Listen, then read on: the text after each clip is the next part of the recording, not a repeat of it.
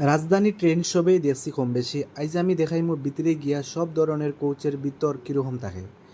সাইরং থেকে হাইলাকান্দি স্টেশন পর্যন্ত যাওয়ার লাগে আমি বুক করছিলাম রাজধানীর টিকিট পড়ছে 700 টাকা, থার্ড এসি এক্সক্লুডিং খানি খানি ছাড়া। ফুড টিকিট করার সময় চাইলে অ্যাড করা যায়, আর না করলেও হয়। আমরা যেহেতু 2 ঘন্টার জার্নি, তাই আর অ্যাড করছি না। খানির কোয়ালিটি খুব বালা।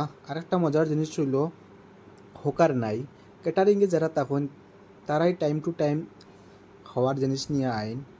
টিকিটও ইনক্লুড না করলেও এক্সট্রা টাকা দিয়ে কিছু লাগলে কিনিয়ে খাওয়া যায়।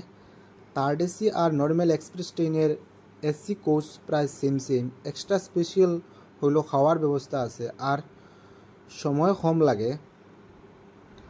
একটা বালিশ আর ব্ল্যাঙ্কেট টাইপ উপরে দেওয়াল লাগিয়া আছে।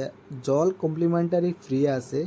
হাইজিনিক খুব বেশি। আর বাকি সেকেন্ড এসি অনেকটা ভালো ও সুন্দরও।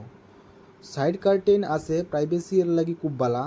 3 টায়ারের তুলনায় 2 টায়ার একটু হাল্লা চিৎকার কম আর প্রিমিয়াম একটু বেশি। কোচের ডিজাইন 3 টায়ারের আর লাগানো সেম। ফার্স্ট এসি কিন্তু বেতলা সুন্দর, এরোপ্লেনের বিজনেস ক্লাসের মতো। এখানেও কেবিন সিস্টেম আছে, ভিতরে 4টা বার্থ থাকে, আরও কিছু এক্সট্রা জিনিস থাকে।